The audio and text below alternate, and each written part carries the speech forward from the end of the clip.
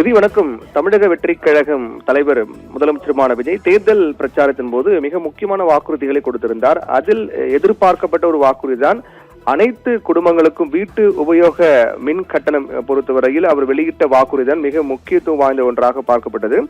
அனைத்து வீடுகளுக்கும் 200 யூனிட் இலவச மின்சாரம் என்று தெரிவித்திருந்தார். ஏற்கனவே தமிழ்நாட்டில் கடந்த திமுக ஆட்சியின் போது 100 யூனிட் இலவச மின்சாரம் என்பது நடைமுறையில் இருக்கின்றது.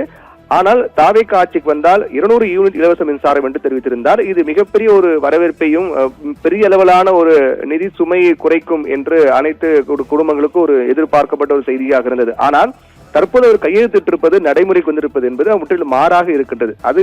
அதை சுட்டிக்காட்டிதான் திமுக அதை கண்டித்து அறிக்கை ஒன்று வெளியிட்டிருக்கிறார்கள். கொடுத்த வாக்குறுதியில் மோசடி செய்த விஜய் என்று என்னவென்றால் மாதந்தோறும் 200 யூனிட் இலவச மின்சாரம் என வாக்குறுதியாக சொல்லிவிட்டு இப்போது 2 மாதங்களுக்கு 200 யூனிட் இலவச மின்சாரம் என சொல்கிறார் என்று குறிப்பிட்டிருக்கிறார். மாதந்தோறும் 200 யூனிட் இலவச மின்சாரம் என்று தெரிவித்தார்கள்.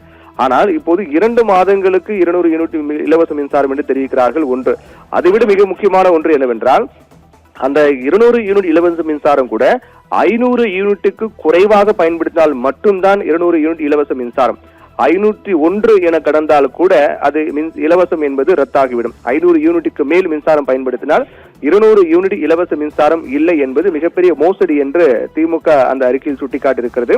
அதோடு முன்பு இதுபோல நிபந்தனை இல்லாமல் அனைவருக்கும் ஏழைகள், பணக்காரர்கள், மிடில் கிளாஸ் என அனைவருக்கும் 100 யூனிட் இலவச மின்சாரம் என்ற சலுகைகளும் தற்போது இல்லாமல் போகும் என்று அந்த அறிக்கையில் சுட்டிக்காட்டப்பட்டிருக்கிறது. ஆக இந்த திட்டத்தால் எந்த பயனும் இல்லாமல் போவதை விட மக்களுக்கு மேலும் சுமையை இது ஏற்படுத்தும் என்றும் இந்த அறிவிப்பு மறைமுகமாக மின் கட்டண உயர்வையே காட்டுகிறது என்றும் திமுக அந்த அறிக்கையில் சுட்டிக்காட்டிருக்கிறது. சுருக்கமாக இதில் சொல்ல வருவது என்னவென்றால் இதுவரை நாம் எத்தனை யூனிட் பயன்படுத்தியிருந்தாலும் 500 இருக்கட்டும், 1000 இருக்கட்டும், 1500, 2000 என எத்தனை யூனிட் மின்சாரம் நாம் வீட்டில் பயன்படுத்தியிருந்தாலும் முதல் 100 யூனிட் கழிக்கப்படும். அது இலவசம். அதற்கு பிறகு வரக்கூடிய யூனிட் பொறுத்துதான் மின் கட்டணம் கணக்கிடப்படும். ஆனால் விஜய் அதை முழுவதுமாக ரத்து செய்யக்கூடிய வகையில் 500 யூனிட்டுக்கு குறைவாக 2 மாதங்களுக்கு 500 யூனிட்டுக்கு குறைவாக பயன்படுத்தினால் அவர்களுக்கு மட்டும்தான் 200 யூனிட் இலவச மின்சாரம். அப்படி 500 யூனிட்டை தாண்டினால் அவர்களுக்கு இலவச மின்சாரம் கிடையாது, முழுவதுமாக கட்டணம் செலுத்த வேண்டும் என்ற ஒரு நடைமுறை தான் அவர் கொண்டு வந்திருக்கிறார். இதை சுட்டிக்காட்டிதான் திமுக அதை கடுமையாக விமர்சித்து அறிக்கை வெளியிட்டிருக்கிறார்கள். ரிதி.